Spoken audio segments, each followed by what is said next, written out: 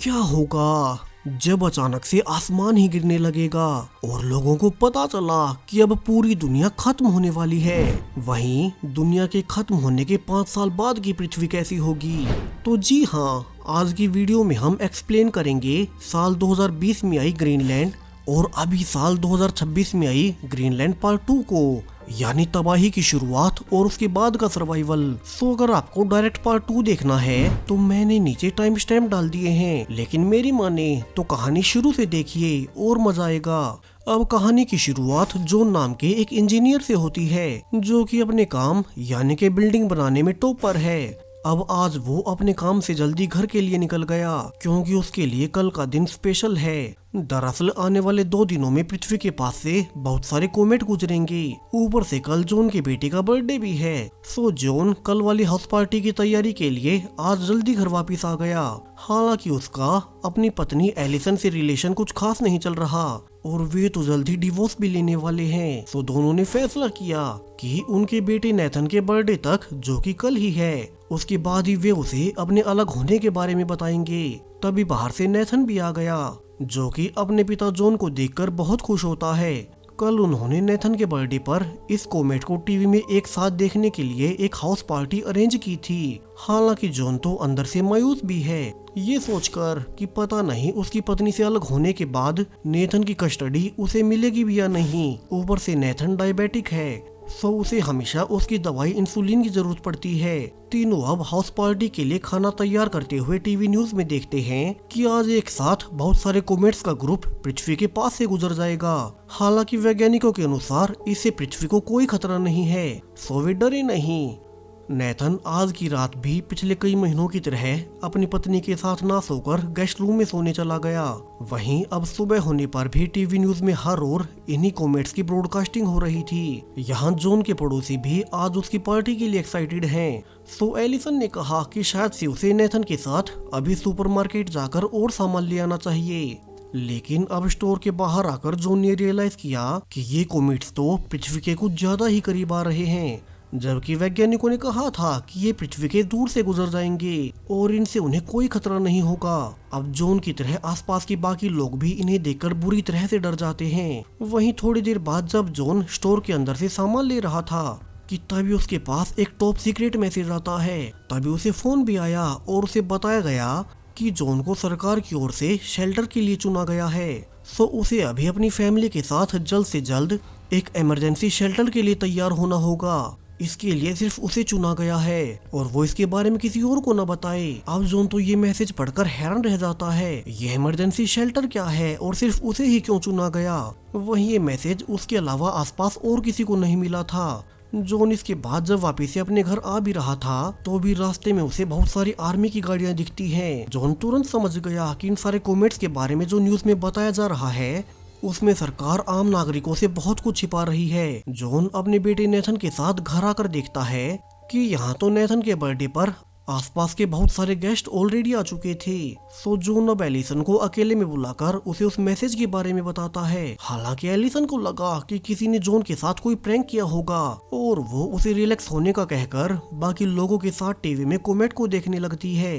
लेकिन अब टीवी में भी कोमेट्स अजीब ढंग से पृथ्वी के वातावरण के अंदर घुसने लगे और वे आसपास के एरियाज में क्रैश होने लगते हैं। तभी सभी ने नोटिस किया कि अचानक से पूरी धरती हिल रही है। जॉन जल्दी से बाहर निकलकर देखता है कि यहाँ तो ऊपर से बर्ड्स दूर जा रहे हैं और तभी जो उन्होंने सैकड़ों किलोमीटर दूर कोमेट गिरते देखा था उसकी तेज शॉकवेव जॉन समेत सभी घरों को हिला देती है। यहाँ से तो सबको कंफर्म हो गया कि सरकार ने आम पब्लिक को झूठ बोला था कि ये कोमेट्स पृथ्वी के पास से गुजरेंगे, बल्कि ये तो अब पृथ्वी पर ही गिरना शुरू हो चुके हैं। और जो अभी दूसरे शहर में कोमेट गिरा है उससे वो शहर पूरी तरह से तबाह हो गया। सिर्फ एक झटके में उसमें रहने वाले करोड़ों लोग मारे गए, जिसके बाद टीवी न्यूज में ऐलान कर दिया गया कि अब से 48 घंटों के बाद बहुत सारे कोमेट्स गिरते हुए ये पृथ्वी पूरी तरह से नष्ट होने वाली है। सरकार को तो ये पहले से पता था, लेकिन उन्होंने आम पब्लिक से झूठ बोला ताकि क्यूस न फैले। और अब इस पहले कोमेट के गिरने के बाद तबाही की शुरुआत हो चुकी है। तभी जॉन के पास फिर से मैसेज आया कि उसे सरकारी शेल्टर के लिए चुना गया है। यही मैसेज उसके टीवी पर भी फ्लैश होता है कि उसे अभी ही अपनी पत्नी और बेटे के साथ शेल्टर में आने की इजाजत है। वो इन दोनों के अलावा और किसी को नहीं ला सकता। यहाँ जॉन के घर आए बाकी गेस्ट समझ जाते हैं कि यानी सरकार ने इस सिचुएशन के लिए पहले से तैयारी कर ली थी और उन्होंने सिर्फ कुछ चुने हुए इंसानों को बचाने का सोचा है, बाकी हर कोई मारा जाएगा। जबकि जॉन को अब अपनी फैमिली के साथ यहाँ से पास वाले एयरपोर्ट तक जाना होगा ताकि वहाँ से सरकारी प्लेन उसे सेफ शेल्टर तक ले जा सके। सो जॉन अब जल्दी से बाकी सबको जाने का कहकर एलिसन के साथ अपना सारा सामान पैक करने लगता है, क्योंकि जल्दी धीरे धीरे यहाँ भी कोमेट गिरने लगेंगे और उन्हें उससे पहले शेल्टर तक पहुँचना होगा। एलिसन याद करके अपने बेटे नेथन की इंसुलिन भी ले लेती है, क्योंकि नेथन उसकी दवाई के बिना सरवाइव नहीं कर सकता। तीनों निकलते हुए बाहर आकर भी देखते हैं कि अब ऊपर आसमान लाल होना शुरू हो चुका है, यानी कि ये एपोकलिप्स की शुरुआत है।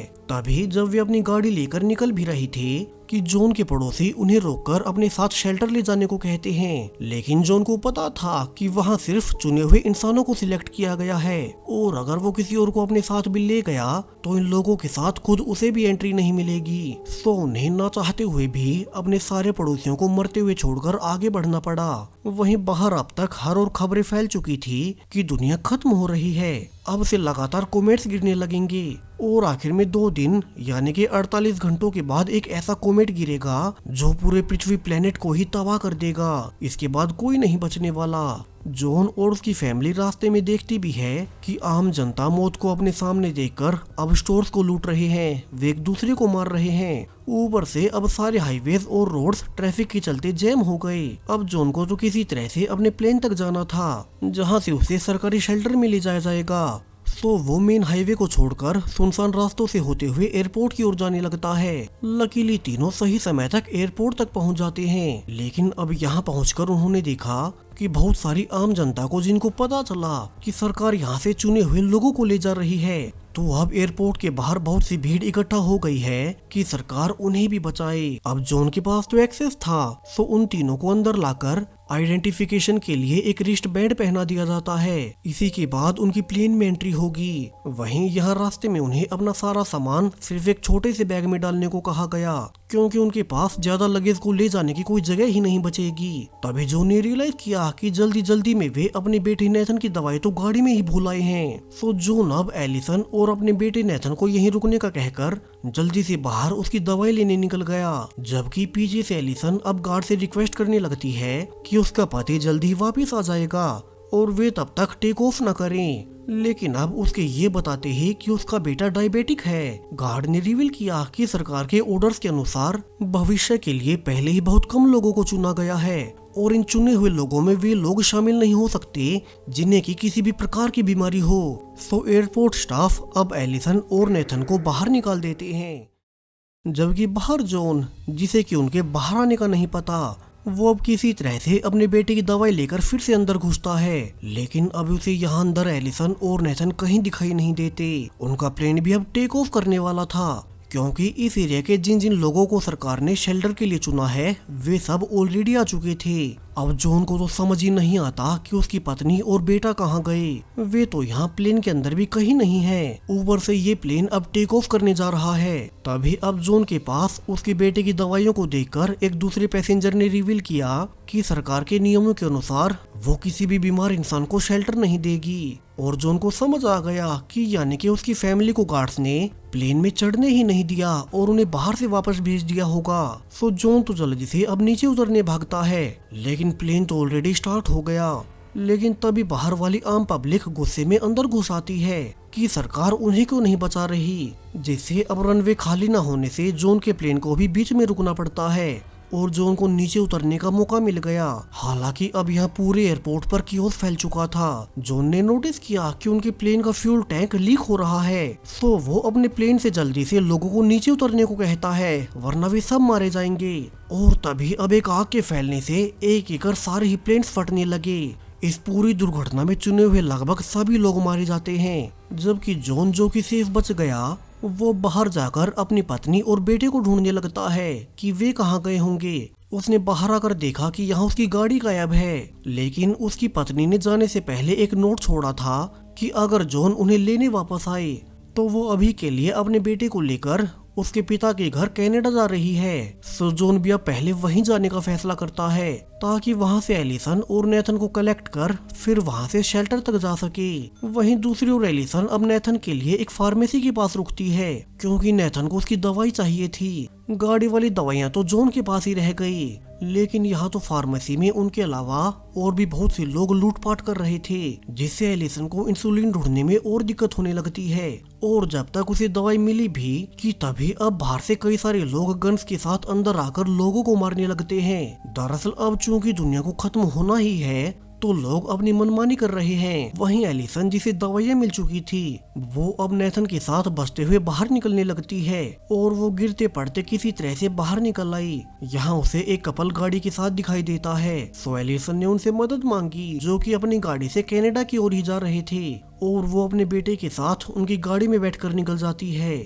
उसने नेथन को दवाई भी लगा दी जिससे कि उसकी हालत फिर से नॉर्मल होने लगी। लेकिन अब आगे वाले कपल ने बातों बातों में नोटिस किया कि एलिसन और उसके बेटे नेथन के हाथ पर वहीं बैंड बंधा हुआ है जिन चुने हुए लोगों को सरकार शेल्टर में जगह दे रही है। और इसे उस कपल के मन में लालच आ गया। वे अब जल्दी से रास्ते में ही गाड़ी रोककर एलिसन के हाथ से उसका बैंड ले लेते हैं ताकि उस बैंड के सहारे खुद शेल्टर में जा सके।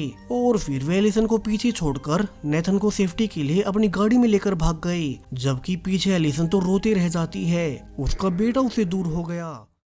हालांकि अब उसे पता था कि ये कपल यहाँ से दूसरे वाले एयरपोर्ट पर जाएंगे जहां से सरकार का शेल्टर के लिए अगला प्लेन निकलने वाला है। सो वो अब रास्ते से लिफ्ट मांगकर उसी दूसरे एयरपोर्ट पर जाने लगती है ताकि अपने बेटे को फिर से पा सके।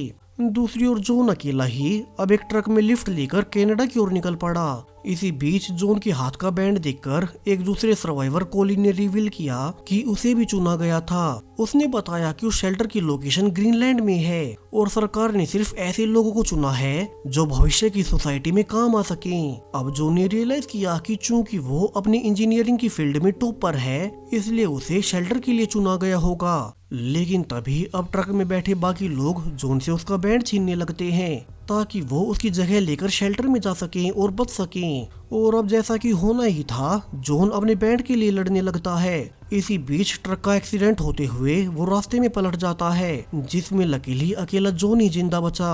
तो वहीं अब तक एलिसन भी लिफ्ट लेकर पास वाले एयरपोर्ट पर जा रही थी, जबकि वो कपल जिसने उसका बेटा उठाया था वे एयरपोर्ट पर पहुंचकर गार्ड से झूठ बोल देते हैं कि नेथन उन्हीं का बेटा है और उन्हें भी चुना गया है। हालांकि तभी नेथन ने गार्ड्स को बता दिया कि ये उसके पेरेंट्स नहीं हैं, बल्कि ये तो किडनैपर्स हैं। वहीं स्कैनिंग से भी साफ हो गया कि उन्हें नहीं चुना गया है, जिससे गार्ड्स अब अकेले नेथन को सेफ्टी टेंट में बैठाकर उस कपल को धक्के मारकर बाहर निकाल देते हैं। कुछ ही देर के बाद यहाँ एलिसन भी आ गई और वो गार्ड से अपने बेटे के बारे में पूछने लगती है। तभी उसके बताए हुलिये के अनुसार उसे नेथन से मिलवा दिया गया। एलिसन को उसका बेटा फिर से मिल चुका था और इससे उसे बहुत सुकून मिला क्योंकि अब जब दुनिया खत्म हो रही है तो उसके बेटे के साथ कुछ भी हो सकता था। यहीं एक नर्स एलिसन की पुरानी दोस्त निकलती है और वो उसे गाड़ी भी दिलवा देती है जिससे कि वे दोनों यहाँ से एलिसन के पिता के घर कनाडा जा सकेंगे। वहीं दूसरी ओर जॉन अब एक खाली घर में घुसकर खाना खाने लगता है। यहाँ उसने टीवी न्यूज में देखा कि अब उस वर्ल्ड एंडिंग कोमेट के पृथ्वी के टकराने में सिर्फ 24 ही घंटे बचे हैं। सो वो जल्दी से इस घर से गाड़ी की चाबियां ढूंढकर कनाडा निकल पड़ता है ताकि वहां से एलिसन और अपने बेटे को लेकर शेल्टर तक पहुंच सके। सिर्फ कुछ ही घंटों की ड्राइविंग के बाद वो वहां पहुंच भी गया, लेकिन वो घर के अंदर जाकर देखता है कि यहाँ तो एलिसन के पिता दुनिया के अंत का समय अपने दोस्तों के साथ बिता रहे हैं। जॉन के पूछने पर उन्होंने रिवील किया कि एलिसन तो नेथन को लेकर अभी तक यहाँ आई ही नहीं है और इसे तो जॉन बहुत डर जाता है क्योंकि वे तो उससे भी पहले निकले थे, तो कहीं रास्ते में उनके साथ कोई अनहोनी ना हो गई हो। लकीली अब तक एलिसन पास वाले बस स्टेशन पर पहुंच चुकी थी और वो यहाँ से अपने घर पर फोन कर उन्हें पिक करने को कहती है। जॉन और एलिसन का पिता तभी उन्हें लेने निकल गए और जॉन फिर से अपने परिवार को बिल्कुल सेफ देखकर चैन की सांस लेता है। इतने सारे खतरों को पार करते हुए वे फिर से एक हो ही गए। अब यहाँ से उन्हें जॉन ने बताया कि वो सरकारी शेल्टर ग्रीनलैंड में मौजूद है और दुनिया को खत्म करने वाले आखिरी बड़े कोमेट में गिरने में सिर्फ कुछ ही घंटे बचे हैं, तो उन्हें अभी निकलना होगा और वहां जाने के लिए कोई प्लेन ढूंढना होगा। अब यहाँ एलिसन के पिता उन्हें बेस्ट ऑफ लक बोलते हुए कहते हैं कि वो अपना पूरा जीवन ऑलरेडी जी चुके हैं, सो वो इन आखिरी बचे 24 घंटों को अपने दोस्तों के साथ कार्ड्स खेलते हुए बिताएंगे। उन्होंने दोनों को सेफ्टी के लिए गन देते हुए आखिरी बार गुड बाय बोला, जिसके बाद जॉन अब एलिसन और नेथन के साथ आगे बढ़ जाता है। लेकिन अब जब वे थोड़ा आगे गए ही थे कि ऊपर आसमान से छोटे कॉमेट्स गिरना शुरू हो गए, जिससे आसपास के लोग मरने लगते हैं। हालांकि जॉन समझ गया कि वे यहाँ नहीं रुक सकते, तो वो अब गिरते हुए कॉमेट्स के बीच ही जंगल के रास्ते कोई छुपने की जगह ढूंढने लगता है। लकीली उन्हें एक ब्रिज मिल गया और वे बाकी सर्वाइवर्स के साथ उसी के नीचे छिप जाते हैं। जॉन तो यहाँ बाकी लोगों की मदद भी कर रहा था। जिसके बाद अब सब शांत होने पर वे अपने सफर पर आगे बढ़ना जारी रखते हैं। आज पृथ्वी की आखिरी रात है, क्योंकि सुबह होने पर वो बड़ा कोमेट सब कुछ तबाह कर देगा। सो दोनों अब जल्दी से पास वाले लोकल एयरपोर्ट पर पहुंच गए, जहां की उन्होंने देखा कि यहाँ से सरकार का आखिरी प्लेन भी उड़ने ही जा रहा है। तो जॉन अब किसी तरह से उसके सामने गाड़ी लगाकर उसे रुकवाता है और फिर उसके रिक्वेस्ट करने पर कि उन्हें भी चुना गया है। अब उन तीनों को फाइनली प्लेन में जगह मिल ही गई। इस बार वे जानबूझकर नेथन की बीमारी का जिक्र भी नहीं करते। रास्ते में जाते हुए जॉन अपनी फैमिली के साथ बिताए पुराने दिन याद करने लगता है और धीरे धीरे सुबह होने तक फाइनली प्लेन ग्रीनलैंड तक पहुंच ही गया। यहीं पर पहाड़ों के बीच जहां उस कोमेट का सबसे कम असर पहुंचेगा, वहीं सरकार ने एक सेफ शेल्टर बनाया है। अब ये जगह बाहर बाकी की से भरी दुनिया से अलग अब तक बिल्कुल शांत और सुंदर लग रही थी। लेकिन तभी ग्रीनलैंड के पास भी छोटे छोटे कोमेट्स गिरने लगते हैं, जिसकी मैसिव शॉकवेव ये छोटा प्लेन सह नहीं पाता और प्लेन के दोनों इंजन फेल हो जाते हैं। पायलट्स अब किसी तरह से प्लेन को नीचे लाते हुए शेल्टर के करीब ले जाने लगे और उनकी सूझबूझ की मदद से प्लेन एक बर्फ के पहाड़ से टकरा तो गया, लेकिन अंदर बैठे सभी पैसेंजर सेफ थे। जॉन ने देखा कि दोनों पायलट्स बच नहीं सके, लेकिन उन्होंने पैसेंजर्स को बचा लिया। वहीं अब वो बड़ा कोमेट किसी भी वक्त गिर सकता है, सो जॉन बाकी पैसेंजर्स को लेकर उस शेल्टर तक जाने लगता है। लकीली वो शेल्टर उनसे ज्यादा दूर नहीं था, जिससे उनको देखकर सोल्जर्स उन्हें अपने ट्रक्स में लेने आ गए। तभी अब ऊपर धीरे धीरे पूरा आसमान लाल हो गया, यानी कि पृथ्वी के अंत का समय आ चुका है। वो बड़ा कोमेट अब पृथ्वी के वातावरण में घुस चुका था। सो गार्ड सब जल्दी से सभी चुने हुए लोगों को शेल्टर के अंदर छुपाने लगते हैं। जॉन भी अपनी फैमिली को लेकर अंदर आ गया और सभी अब एक साथ बैठकर इस तेज इम्पैक्ट को महसूस करने लगते हैं। फाइनली वो बड़ा कोमेट पृथ्वी से टकरा ही गया और सब कुछ तबाह हो गया। अब इस टकराव के बाद पूरे 9 महीने बीत चुके हैं। उस शेल्टर के अलावा बाकी पूरी पृथ्वी कब्रिस्तान की जैसी बन चुकी थी। शहरों के शहर उजड़ गए, बड़ी बड़ी बिल्डिंग्स बिना इंसानों के अब सिर्फ सीमेंट के ढांचे पर रह गए हैं। वहाँ अब कोई जीवन नहीं बचा। 9 महीने पहले उस भयानक कोमेट के बाद हवा में अब तक भी धूल नीचे नहीं बैठ पाई है। लेकिन अब आज फाइनली पूरे 9 महीने अंदर रहने के बाद शेल्टर का गेट पहली बार खोल दिया जाता है, जिसके अंदर मौजूद पृथ्वी के आखिरी बचे हुए सर्वाइवर्स अब पूरे 9 महीनों के बाद बाहर की दुनिया को देख पा रहे थे। उन्हें बताया गया कि इस एरिया से रेडिएशन थोड़ी कम हो गई है, सो वे जल्दी बाहर जा सकेंगे। अब सिर्फ यही लोग इंसानियत के आखिरी निशान बचे हैं, जिन्हें अब ह्यूमन रेस को इस पोस्ट एपोकलिप्टिक पृथ्वी पर आगे बढ़ाना होगा। और इसी के साथ ग्रीनलैंड 1 मूवी यहीं पर खत्म हो जाती है। अब ग्रीनलैंड पार्ट 2 की शुरुआत पार्ट 1 की घटनाओं के 5 साल बाद के समय से होती है, जहां 5 साल पहले पूरी पृथ्वी एक बड़े कोमेट के गिरने से तबाह हो गई थी। हालांकि उसके पहले ही अलग अलग देशों ने अपने लिए सेफ शेल्टर्स बना लिए और उनमें छिपकर थोड़े बहुत लोग सेफ बच गए। वहीं अब उस घटना के 5 साल बाद तक भी धरती नॉर्मल नहीं हो सकी है। उस कोमेट के कुछ टुकड़े अब तक भी पृथ्वी के चारों ओर घूम रहे हैं और वे समय समय पर नीचे क्रैश होते रहते हैं। बाहर के वातावरण से भी अभी तक रेडिएशन पूरी तरह से खत्म नहीं हुई, जहां धरती पर समय समय पर इलेक्ट्रोमैग्नेटिक तूफान आते रहते हैं। यानी कि 5 साल बीतने के बावजूद शेल्टर्स में छिपे हुए लोग आज तक भी बाहर नहीं निकल सके। वे पिछले 5 सालों से इसी एक शेल्टर में बंद हैं और अब तो इतने लंबे समय तक शेल्टर में ही रहने से उनका सारा खाना और राशन पानी खत्म होने के कगार पर पहुंच गया। सो अब उन्हें जल्द से जल्द कोई तरीका ढूंढना होगा कि वे बाहर सरवाइव कैसे करें। इसलिए समय समय पर अलग अलग लोगों को टेस्टिंग के लिए बाहर भेजा जाता है। अब आज भी जॉन एक सेफ्टी सूट पहनकर बाहर आया है। वो साथ के साथ रेडियो से अपने बंकर के कांटेक्ट में भी था और उन्हें लगातार बताते जा रहा था कि बाहर के हालात क्या हैं, कैसे आज फिर से लावा धरती के ऊपर निकल रहा है। फिर जॉन समुद्र की ओर गया जहाँ की कई सारे जहाज और लाइफ बोट्स पलटे पड़े थे। सो जॉन अब उनमें भी चेक करने लगता है ताकि उनमें से कोई उसे काम की चीजें मिल जाएं। लेकिन अब जब जॉन एक बड़ी शिप में घुसा ही था कि उसे रेडियो से बेस द्वारा बताया गया कि उसे जल्दी से वापस आना होगा, क्योंकि एक और बहुत बड़ा रेडियो एक्टिव तूफान उसी की ओर आ रहा है। अब जॉन को तो इनकी आदत हो चुकी है।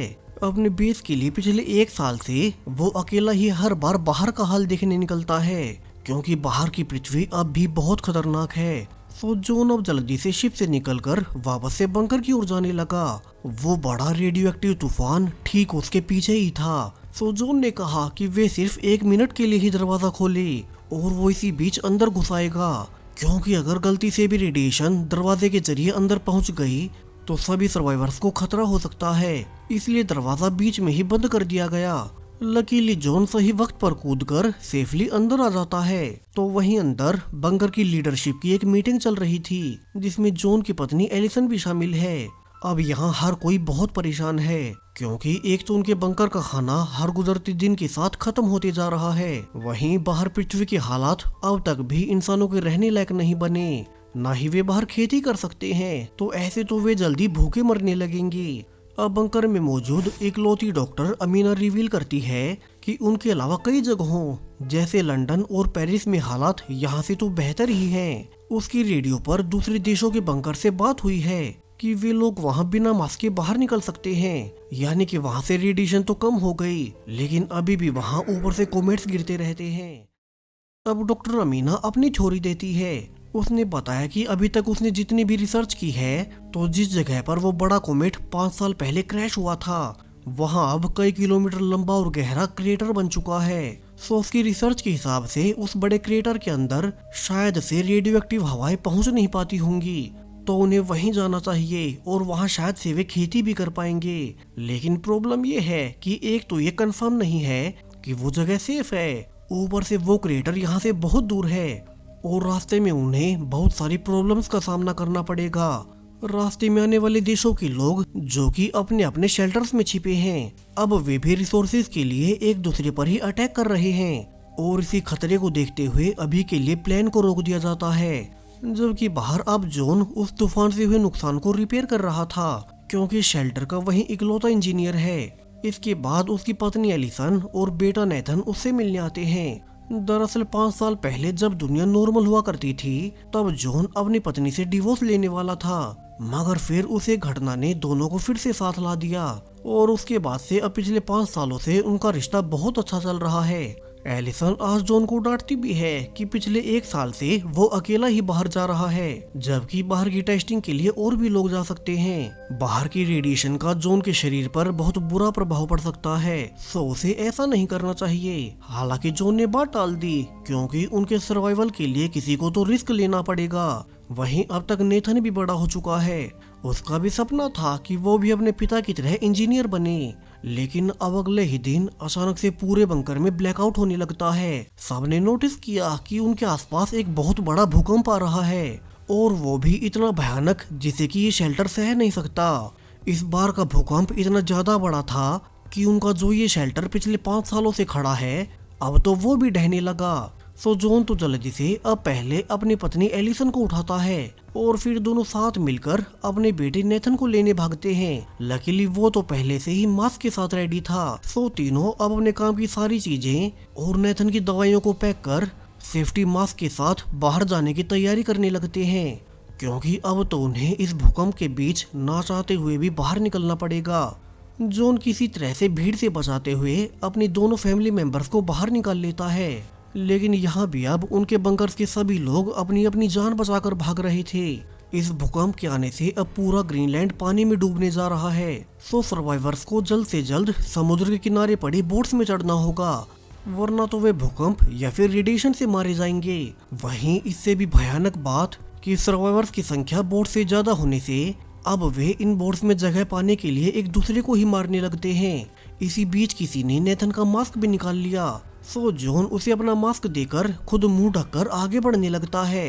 वो जल्दी से एलिसन और नेथन को एक लाइफ बोट में चढ़ा देता है और जब अंदर और लोगों की जगह नहीं बचती तो वे दरवाजा बंद कर लेते हैं, क्योंकि बोट में लिमिट से ज्यादा लोग होने से ये बोट वैसे ही डूब जाएगी और कोई नहीं बचेगा। तभी अब उस भूकंप की वजह से समुद्र से सुनामी की एक बहुत बड़ी लहर आने लगती है, जिससे जो थोड़े बहुत लोग बोट्स में चढ़ गए थे वे तो बच गए, जबकि बाहर बचे सभी सर्वाइवर्स अब सुनामी की चपेट में आने से वहीं मारे जाते हैं। लकीली जॉन और उसकी फैमिली की बोट अब सेफ थी। उन्हें दुख भी था कि उनके बाकी साथी मारे गए, लेकिन ऐसे हालातों में हर कोई सिर्फ खुद के बारे में सोचता है। अब यहाँ जॉन और सभी सर्वाइवर्स मिलकर फैसला कर लेते हैं कि यहाँ से वे अपनी बोट के जरिए पहले लंदन जाएंगे, जहाँ की इंग्लैंड का शेल्टर मौजूद है, क्योंकि अभी उनके पास सिर्फ 2 ही दिन का खाना बचा है। तो उन्हें भूख से बचने और सिर छुपाने कहीं तो जाना ही पड़ेगा। जॉन के परिवार समेत सभी सर्वाइवर्स अब आने वाले 2 दिनों तक इसी बोट में सफर करते रहते हैं। और अब फाइनली जब वे लंदन पहुंच गए तो उन्होंने बाहर निकल कर देखा कि यहाँ तो अब आधा शहर पानी में डूब चुका था।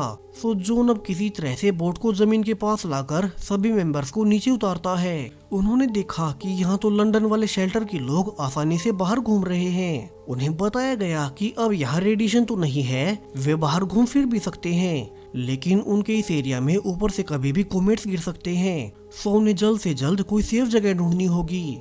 लेकिन यहाँ भी ग्रीनलैंड की तरह अब शेल्टर में रहने के लिए कोई जगह ही नहीं बची। सो शेल्टर के गार्ड्स अब उन समेत बाकी सर्वाइवर्स को बाहर भगाने लगते हैं। इसी बीच उनमें झगड़ा भी होने लगा और गार्ड सर्वाइवर्स पर गोली चला देते हैं, जबकि ऊपर अब तक वो रेडियो एक्टिव तूफान आ चुका था। सो जॉन अब अमीना और अपनी फैमिली को जल्दी से यहाँ से निकलने को कहता है, क्योंकि ये लोग तो उन्हें अंदर नहीं लेने वाले। वो अब जल्दी से पास से जा रही एक गाड़ी वाले को अपनी घड़ी और खाना देने के बदले में यहाँ से सेफ निकलने को कहता है, ताकि वे इस रेडियो एक्टिव तूफान से बच सकें। और डॉक्टर अमीना के साथ जॉन अब एलिसन और नेथन के साथ इस बार भी सेफ बच गया।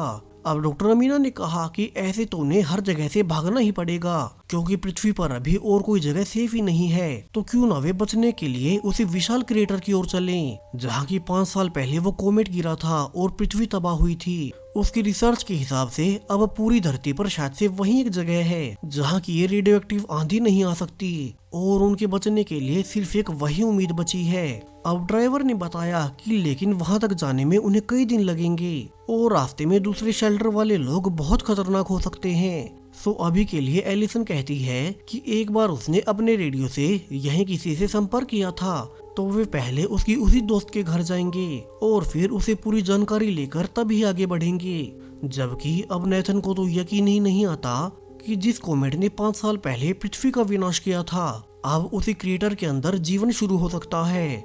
सभी अब काफी दूर आने के बाद रास्ते में कुछ देर गाड़ी रोककर रेस्ट करने लगते हैं। ड्राइवर ने बताया कि एलिसन के दोस्त की लोकेशन यहाँ से सिर्फ 30 मिनट की दूरी पर बची है। दोनों बातें कर ही रहे थे कि तभी जॉन ने रियलाइज किया कि यहाँ पर तो अभी कोमेट्स गिरने वाले हैं। सो जॉन सभी को अब पेड़ों के नीचे छुपने को कहता है और वो खुद भी नेथन को लेकर एक पेड़ से चिपक गया।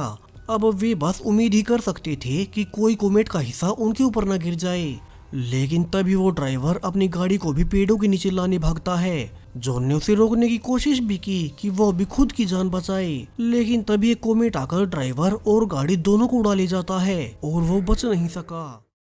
अब कुछ घंटों के बाद जब सब शांत हो गया तो चारों अब गाड़ी से अपना अपना काम का सामान लेकर पैदल ही एलिसन के दोस्त के घर जाने लगते हैं। फाइनली वे पूरे 2 घंटों तक पैदल चलकर वहां पहुंच भी गए। यहाँ जॉन ने देखा कि ये लोग अपना यहाँ एक नया शेल्टर बनाए हुए हैं। अब एलिसन की दोस्त को जॉन ने बताया कि उनकी डॉक्टर के अनुसार उस बड़े क्रिएटर के अंदर जीवन संभव हो सकता है, वहाँ रेडिएशन और कोमेट्स नहीं आते। लेकिन तभी एलिसन की दोस्त ने रिवील किया कि उस जगह पर जाना बहुत मुश्किल है। दरअसल वो जगह फ्रांस में पड़ती है और यहाँ इंग्लैंड से वहाँ जाने के बीच उन्हें समुद्र पार करना होगा। सो वो तो उन्हें अपनी ओर से गाड़ी और खाना ही दे सकती है, वो खुद यहाँ अपने साथियों को छोड़कर उनके साथ नहीं चल सकती। सो अब सुबह यहाँ से निकलने का सोचकर सभी सो जाते हैं, लेकिन रात को एलिसन की नींद खोली और उसने रियलाइज किया कि जॉन पिछले कुछ दिनों से कुछ ज्यादा ही खास रहा है। और जॉन से पूछने पर अब वो एक बहुत बड़ा राज रिवील करता है, दरअसल पिछले इतने सालों से जब वो अकेला ही अपने शेल्टर के लिए बाहर जाकर टेस्टिंग किया करता था, तो हर बार कुछ न कुछ रेडिएशन उसके शरीर के अंदर चली जाती। और अभी कुछ ही हफ्तों पहले उसे डॉक्टर से पता चला कि जॉन को रेडिएशन की वजह से कैंसर हो चुका है और अब तो उसके पास जीने के सिर्फ 6 ही हफ्ते बचे हैं। इसलिए जॉन ने कहा कि वो मरने से पहले अपने परिवार को उस सेफ जगह तक पहुंचाना चाहता है, इसलिए वो अपने मरने की खबर उन्हें देना भी नहीं चाहता था। अब एलिसन को बहुत बुरा लगता है कि उसका पति अपने आखिरी समय में भी जब वो खुद मर रहा है, वो अपने परिवार को एक सेफ फ्यूचर देकर जाना चाहता है। अब अगली सुबह से एलिसन की दोस्त उन्हें एक गाड़ी और खाने के सामान के साथ एक गन भी दे देती है, क्योंकि रास्ते में दूसरे सर्वाइवर्स उन पर अटैक कर सकते हैं। उसने बताया कि इस गाड़ी से समुद्र के पास जाने के बाद उन्हें समुद्र के पानी को पार करने के लिए बोट लेनी होगी, जिसके बाद अब डॉक्टर अमीना के साथ जॉन और उसका परिवार अपने सफर पर निकल पड़ते हैं। लेकिन अब जब वे थोड़ा आगे गए ही थे कि साइड से किसी ने डॉक्टर अमीना को गोली मार दी। दरअसल यहाँ तो कुछ लुटेरे छिपे थे, ऐसे लोग जो कि यहाँ से गुजरने वाले सर्वाइवर्स को मारकर उनका सामान छीन लेते हैं। लेकिन जॉन पूरी तैयारी के साथ आया था और अब वो एक एक कर उन सभी को मार देता है। लेकिन डॉक्टर अमीना, जिसे कि पहले गोली लग गई थी, वो बच नहीं पाती। सुबह होने पर जॉन, एलिसन और नेथन उनका अंतिम संस्कार करते हैं। लेकिन अब चूंकि यहाँ भी किसी भी वक्त कोमेट्स गिर सकते थे, तो तीनों जल्दी से आगे बढ़ गए। वे अब कई घंटों के सफर के बाद जब समुद्र के किनारे पर पहुँचते हैं, तो वे ये देखकर हैरान रह गए कि अब तो यहाँ समुद्र ही नहीं है। उन्हें समझ आ गया कि कैसे 5 साल पहले उस बड़े कोमेट के गिरने से अब पूरा समुद्र ही शिफ्ट हो चुका है। अब जॉन के लिए तो ये फायदेमंद था, क्योंकि अब उन्हें गाड़ी नहीं छोड़नी पड़ेगी और वे अपनी गाड़ी में ही बैठकर सूखे हुए समुद्र से आगे जाने लगते हैं। रास्ते में उन्हें बड़ी बड़ी व्हेल्स मछलियों के कंकाल भी दिखते हैं और वे फाइनली फ्रांस की बाउंड्री तक पहुंच ही गए। लेकिन अब यहाँ बीच में एक बड़ी खाई के होने से अब उन्हें बाकी सर्वाइवर्स की तरह एक रस्सी से लटककर 2 बड़ी बड़ी खाइयों को पार करना होगा। उनके रास्ते में एक प्लेटफॉर्म वाला पत्थर भी है, जहाँ उतरकर उन्हें दूसरा ब्रिज पार करना है और ये रास्ता बहुत खतरनाक है। अब जॉन के पास तो पीछे मुड़ने का कोई सवाल ही नहीं, सो वो अब नेथन और एलिसन को यकीन दिलाकर कि वो उन्हें कुछ नहीं होने देगा, तीनों अब एक रस्सी से लटककर पहले प्लेटफॉर्म की ओर जाने लगते हैं। लेकिन अब खाई के बीच से तूफान आने लगा, जिससे रस्सी से लटके सभी सर्वाइवर्स को आगे बढ़ने में दिक्कत होने लगती है। लेकिन जॉन और उसकी फैमिली समेत सभी लोग अब खाई के बीच मौजूद प्लेटफॉर्म तक पहुंच ही गए। अब उनकी एक खाई तो पार हो गई और उन्हें लगा कि अब वे दूसरी खाई भी पार कर लेंगे। लेकिन तभी यहाँ एक बहुत बड़ा भूकंप आने लगता है, यानी कि जिस प्लेटफॉर्म पर अभी वे खड़े हैं, ये भी भूकंप से नीचे ढह जाएगा और वे सभी मारे जाएंगे। सो जॉन ने जल्दी से कहा कि उन्हें अभी आगे बढ़ना होगा, तो वही भूकंप भी समय के साथ अब बढ़ते ही जा रहा था। इसी बीच खाई के बीच लटकी 3 रस्सियों में से एक टूट भी जाती है और उस पर लटके हुए सभी लोग मारे गए, जबकि अब जॉन की फैमिली समेत बाकी की 2 रस्सियां भी हिल रही थी। तभी एक झटका लगा, जिससे प्लेटफॉर्म का हिस्सा टूटने से नेथन नीचे गिरने वाला था, लेकिन जॉन उसे बचा लेता है, जबकि पीछे से प्लेटफॉर्म अब लगातार गिरते ही जा रहा था। लेकिन जॉन ने आखिरकार एलिसन और अपने बेटे नेथन को बचा ही लिया, यानी कि वे फाइनली फ्रांस पहुंच ही गए और अब वो क्रेटर उनसे ज्यादा दूर नहीं था। तीनों आने वाले 2 दिनों के सफर के बाद फाइनली उस क्रेटर तक पहुंच ही जाते हैं। उन्होंने रियलाइज किया कि अब उनके अलावा भी और भी सर्वाइवर्स यहीं आ रहे हैं, यानी कि बाकियों ने भी इस जगह पर डॉक्टर अमीना की तरह ही रिसर्च कर ली थी, जिससे कि जॉन और उसके परिवार को उस क्रेटर तक जाने में एक बस भी मिल गई। लेकिन अब इसी बीच जब वे एक साथ बस में बैठकर उस क्रेटर की ओर जा ही रहे थे कि रास्ते में कुछ लोग बस को रुकवाकर उस पर अटैक कर देते हैं, ताकि सेफ जगह पर उनके अलावा और कोई न पहुंच सके। इंसान अब ऐसे हालातों में भी सिर्फ अपने बारे में ही सोचता है। हालांकि जॉन हार नहीं मानता और वो उनसे लड़कर उन्हें एक एक कर मार ही देता है, जिस झड़प के बीच उसे खुद को भी गोली लग गई। सो एलिसन अब जल्दी से बस को चलाकर उसे क्रेटर तक ले जाती है और अब क्रेटर के अंदर जाकर सभी देखते हैं कि डॉक्टर अमीना की रिसर्च बिल्कुल ठीक थी।